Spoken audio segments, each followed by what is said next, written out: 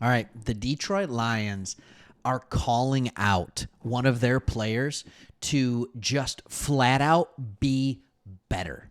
And I think we all see it coming. And I think you all know where this is going.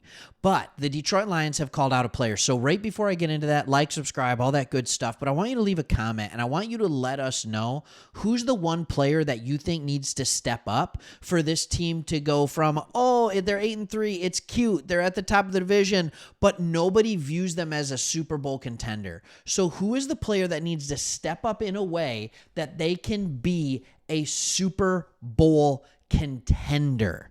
All right, that's what I want to know.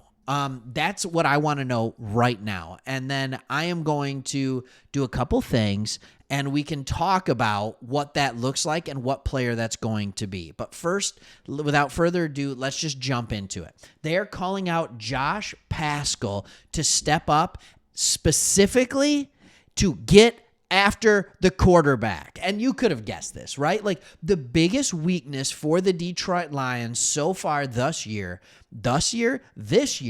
has been the opposite side of the line from Aiden Hutchinson. Teams can feel free to double team Aiden Hutchinson anytime they want because they don't have to worry about anybody else on the line. All right, Aleem McNeil is number 2 in pressures with like 30. All right, so we know Hutch has been good. But look at this article, and let me zoom in here for you a little bit so you can see a little bit better, all right? The Detroit Lions have been inconsistent. Yes, we know. They have 18 of their sacks in 3 games with 5 total sacks in the other 8. That is unacceptable. You can't do that. Hutchinson has 63 pressures per PFF, which I do enjoy, even though it hasn't translated to a big sack total. The fact that he's getting consistent pressures right now is a miracle because he's being double teamed like crazy. All right, I was right. The next is Aleem McNeil with 30. So here's what Aaron Glenn said about his man, Josh Paschal, and needing to turn the corner. He said this: the thing now is, man, Paschal, needs to take it to another level. I mean, we drafted this player in the 2nd round, and he's had glimpses of what you saw the last game. All right, let's pause for a second. We'll get back to that quote.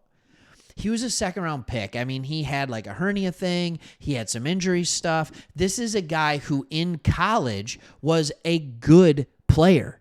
Like, he was a good player that could get after the quarterback a little bit. He was asked to do everything. In college, if you go back, his run defense grade was a 90, and he's showing that right now in the NFL that he is very good and capable to go up against the run. But his pass rush grade was an 81.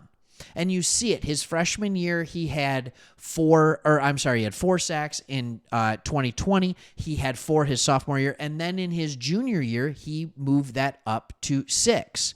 But the big thing is the hurries. All right, the big thing is the hurries. In 2019, he had 7 QB hurries. In 2020, he had 20, a lot of 20s there. All right. And then in his final year's junior year, he had 28 QB hurries. So he was getting after the quarterback at a pretty prolific rate, even though he was being asked to do a ton of other stuff. The Lions like these edge players that can be multifaceted. They want edge players who can defend the run, but also when the time comes to defend the pass. And my assumption is that against the Saints and Carr, you're going to see Paschal playing a little bit more, and his job is going to be pin his ears back more and get after the passer. All right, and if they give up a little bit more in the run game, they're going to live with that. Because the Detroit Lions have done this thing so well. It's called contain. And they're containing the run. And they're just happy with rushing 4 and playing a soft zone behind it. Oh my goodness, they are getting obliterated. They are getting obliterated in the back or in the secondary. In the back end. And I hate to say what this looks like, but the last few weeks, watching this Detroit Lions defense just kind of play this bend but don't break, you know what I'm going to say. You know what it looks like. It looks like the Matt Patricia defenses. And this hope and this idea of maybe they don't think they're talented enough, but like we're going to let them get little chunk yardage or sometimes big chunk yardage all the way down the field, but then we're going to stiffen up and we're not going to give a touchdown when they get into the red zone because things get tighter there. How about we make a play? And if they get down there, that's fine. We still can stiffen up. Right? Like, but instead of these long, drawn out drives where you can never get off the field, 40 minutes the Bears had time of possession. It's killing the defense. And it's not allowing the offense to get into rhythm. So let's see what else Aaron Glenn had to say. He said, now we have to unlock the pass rush part of it to be able to transition from run to pass. And he's busting his butt to be able to do that. All right? So they're working hard. They want him to become that guy. He has to be able to be that guy. And he says, because besides Hutch, Mac, that might have been Man. Pascal has to be that guy. So now we know where they hope to see it from. They're not relying on a 38-year-old veteran. All right. They're not going, they didn't get anything at the trade deadline. They are saying, we drafted Josh Pascal in the second round 2 years ago, and now in his second year, he has to be the guy. Go get after the quarterback. And I really do think that this could be a good game for him to do that. There was a chance that the top 3 wide receivers could be out for the Saints. As of me recording this on Friday, it's looking like Olave is going to be back, and maybe one other. But Thomas is gone. He's out. He's on IR. So there might be a chance, depending on who exactly is left and who's there. There is a chance that we could see a very banged up New Orleans Saints wide receiving core. So in that aspect, I'd expect to go for it. Also, bring a blitz. Like, just bring a blitz. Like, how hard is that? In both the Bears and the Packers game, especially the Packers game, we started blitzing at the end.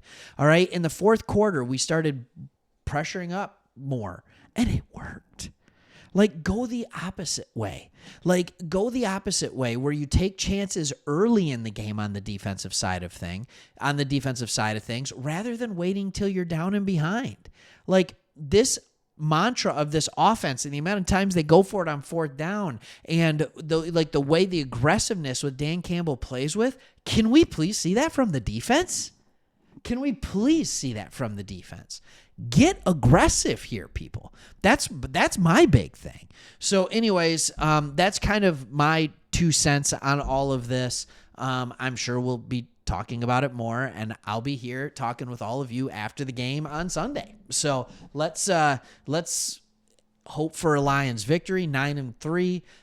We got a lot of games that seemed like easy games coming up in the back end of the schedule that don't feel like that anymore. The Bears always play us tough. The Vikings always, right, play us tough. And the Broncos are no longer, they're no longer one of the worst teams in the NFL. It turns out they're one of the best teams. So it's going to be a lot of fun going down the stretch. But I think Josh Pascal could be a huge key to what unlocks this defense. All right, thanks for watching. See you on the next one.